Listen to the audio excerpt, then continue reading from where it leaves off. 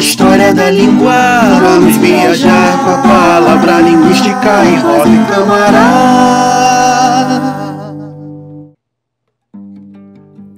Aguiar, sabe aquela explicação que eu dei a respeito da disputa entre o ensino do vernáculo e do latim, onde a defesa das línguas clássicas era feita pelos países católicos, ao passo que os países que se rebelaram contra a igreja defendiam o ensino no vernáculo? Então, sabe dizer o que isso tem a ver com a nossa alta taxa de analfabetos?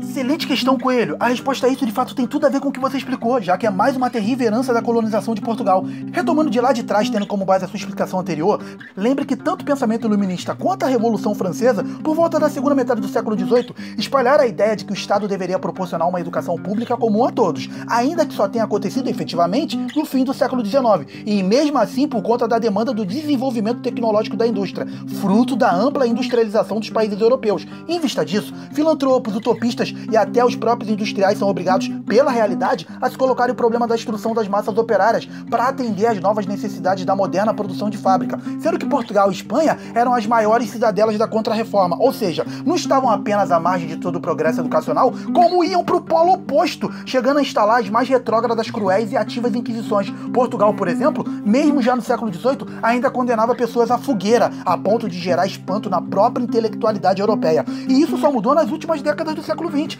porque ainda no começo do século, enquanto a Alemanha, a Holanda, a Suíça e os países nórdicos tinham aproximadamente 98% de sua população adulta alfabetizada, a Inglaterra aproximadamente 88% e a França 80%, Portugal tinha quantitativo inverso, ou seja, aproximadamente 75% da sua população adulta era não alfabetizada. O Brasil, certamente não por acaso, tinha índice idêntico ao português. Foi só no início do século XXI que esse número baixou para menos de 10%. E mesmo que na primeira década deste século a taxa de analfabetismo adulto tenha caído de 9% para 5,2%, Portugal permanece na última colocação da Europa. E aqui respondo efetivamente à questão inicial, pois o mesmo de certa forma ocorreu no Brasil. O censo de 2010 apontou aí do índice de 9% de analfabetos na população com idade acima de 15 anos. Ora, se a educação da população como um todo não foi um bem na própria metrópole, menos ainda foi nas colônias, como ficou patente quando chegou ao fim o colonialismo português em 1974.